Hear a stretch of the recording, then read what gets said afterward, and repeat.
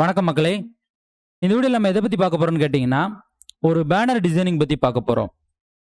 ஒரு சின்ன டிராயிங் மாரி பார்த்தீங்கன்னா, நான் அதில வச்சிருக்கேனா, இந்த டிராயிங்க்கு ஏத்த மாரி நம்ம என்ன பண்ண போறோம், பேனர் வந்து டிசைன் பண்ண போறோம்.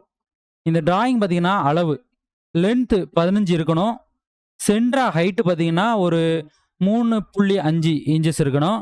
சைடுல இருக்கக்கூடிய ஹைட் 2.5 இன்ச்சஸ் இருக்கணும். சரிங்களா? இதுதான் அந்த பேனருடைய அளவு. இந்த அளவ வச்சு நம்ம பேனர் வந்து கிரேட் பண்ண போறோம். எப்படி கிரேட் பண்றதுன்னு பார்க்கலாமா? ஃபர்ஸ்ட்ல நம்ம என்ன பண்ணிக்கலாம், அவுட்டர் அளவுகள மட்டும் எடுத்து ஒரு அளவு வந்து ரெடி பண்ணலாம். அதுக்கு அப்புறமா நம்ம உள்ள என்னென்ன அளவுகள் இருக்கோ அதுக்கு ஏத்த மாரி நம்ம வந்து அந்த டிசைன வந்து ரெடி பண்ணணும். இதுல அவுட்டர்ல இருக்கிறதுலயே பெரிய அளவு என்னன்னு பாருங்க. லென்த் 15 சரிங்களா? 15 இன்ச்சஸ்ன்னு வச்சுக்கங்க. ஹைட் 3.5 இன்ச்சஸ் தான் அதிகம். சரிங்களா? இருக்கிறதுலே அதிக அளவு இதுதான். இது வந்து 2.5. இப்ப நம்ம என்ன பண்ணிக்கலாம், 15 இன்டு 3.5ல ஒரு சின்ன அளவு வந்து கிரேட் பண்ணலாம். 15 இன்ச்சஸ் லென்த், உயரம் வந்து 3.5 இன்ச்சஸ்ல உயரம். ரெசல்யூஷன் பார்த்தீங்கன்னா ஒரு 500 வச்சுக்கலாம். சரிங்களா? நல்ல குவாலிட்டியா இருக்கிறதுனால. இப்போ ஓகே குடுத்துட்டோம்னா, இந்த மாரி அவுட்டர் லைனுக்கு நமக்கு வந்து இங்க ஒரு பாக்ஸ் வந்து ரெடி ஆயிடும். இதுக்கப்புறம் நம்ம என்ன பண்ணணும்னா, சைடுல இந்த இடத்துல ஒரு 2.5 ஹைட்ல வந்து நமக்கு வந்து இங்க இருந்து இப்படி கிராஸா பார்த்தீங்கன்னா போகணும். இது நம்ம வந்து இப்போ எப்படி பண்ணலாம்னா, ரூலர்ஸ் எடுத்து வச்சுட்டு அதுக்கப்புறம் நம்ம வந்து அந்த டிசைன கொண்டு வரலாம். இதில நம்ம என்ன பண்ண போறோம், ரூலர்ஸ் கொண்டு வர போறோம். ஃபர்ஸ்ட்ல சென்டர் லைன் நம்ம வந்து கண்டுபிடிக்கணும். அதுக்கு என்ன பண்ணிக்கலாம், வியூ போயிட்டு நியூ கைடு அப்படிங்கிறத கிளிக் பண்ணீங்கன்னா, இந்த மாரி நியூ கைடு அப்படின்னு பார்த்தீங்கன்னா ஒரு ஆப்ஷன் வரும். இந்த இடத்துல பார்த்தீங்கன்னா, வெர்டிகல்ல நான் என்ன பண்ண போறேன், சென்டர் லைன் வேணும். சென்டர் லைனுக்கு நீங்க 15ல பாதி வந்து 7.5 வரும். அத கிளிக் பண்ணலாம். ஸோ அப்படி இல்ல உங்களுக்கு சென்டர் லைன் வேணும் அப்படின்னா, நீங்க என்ன பண்ணிக்கலாம், 50 போட்டு பெர்சன்டேஜ் போட்டு ஓகே குடுத்துட்டீங்கன்னா, சென்டர் லைன் எதுவோ அதுவே என்ன பண்ணும், ஒரு லைன் கொண்டு வந்து வச்சுரும். திரும்ப நம்ம என்ன பண்ண போறோம்னா, சைடுல இருக்கக்கூடிய அந்த அளவு செட் பண்ண போறோம்.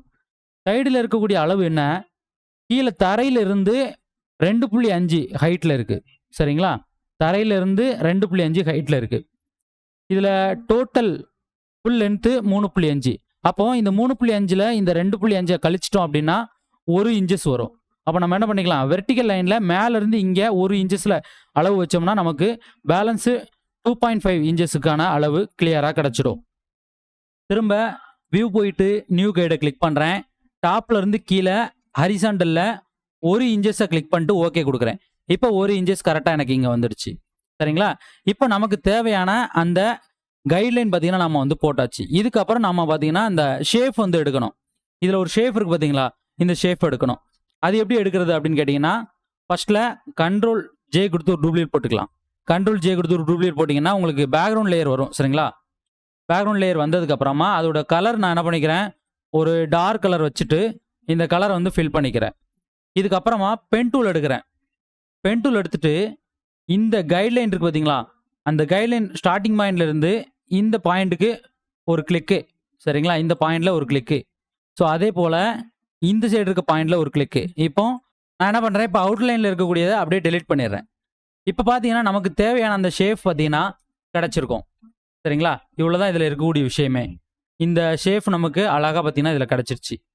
இதுக்கப்புறம் நம்மளுடைய டிசைனிங் என்ன பண்ணிக்கலாம் அப்படின்னா, இந்த ஷேப்புக்குள்ள நான் பண்ணிக்கலாம். நான் ஆல்ரெடி டிசைனிங் வந்து ஒண்ணு பண்ணி வச்சிருக்கேன். அத நீங்க பாருங்க. இதான் பார்த்தீங்கன்னா அந்த டிசைனிங். சரிங்களா? பேனருக்கான அளவ வந்து நீங்க எடுக்குறீங்கன்னு வச்சுக்கங்களேன். அளவு வந்து ஒரு சதுரமா இருக்கு, செவ்வகமா இருக்குன்னா ஈஸியா எடுத்துறலாம். அந்த இடத்துல ஒரு சில ஷேப் வந்து வருது. அதாவது ஒரு முக்கோண சைஸ்ல இருக்கு. இல்லன்னா ஒரு பக்கம் உயரமாவும், ஒரு பக்கம் உயரம் கம்மியாவும் இருக்கும். இந்த மாரிலாம் இருந்துச்சு அப்படின்னா, முதல் விஷயமா நீங்க அளவு எடுக்கிறதுல தான் நீங்க வந்து கான்சன்ட்ரேஷன் பண்ணணும். சரிங்களா? அது எப்படின்னா, நான் ஒரு சின்ன டெமோ காட்டுறேன் பாருங்க.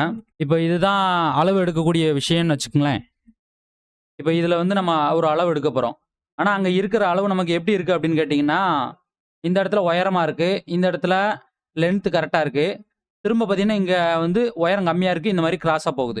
இது வந்து அந்த சுவரோ, ஏதோ ஒரு கடையில நம்ம எடுக்கக்கூடிய அளவுன்னு வச்சுக்கங்க. நீங்க என்ன பண்ணணும், ஃபர்ஸ்ட்டு அவுட்டர் லைன் எடுக்கணும். இந்த அவுட்டர் லைன் அளவு ஃபர்ஸ்ட்டு எடுக்கணும்.